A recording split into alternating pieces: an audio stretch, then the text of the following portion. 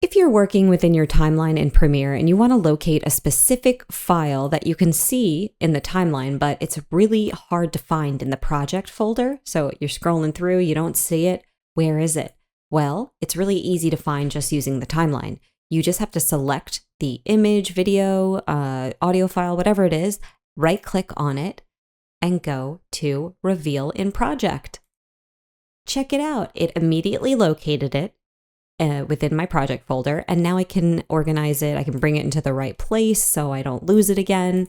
And there we go. So that works, like I said, with audio and video as well. And it's just a really easy way to keep things organized and not lose your mind. So I hope this helped you guys. If it did, give me a like and check out my work. I'll link that at the end. And also check out my playlist in Premiere where I have lots of other tips and tricks like this. Thanks. If you want to support me and see what I've been working on, check out my Explainer video channel.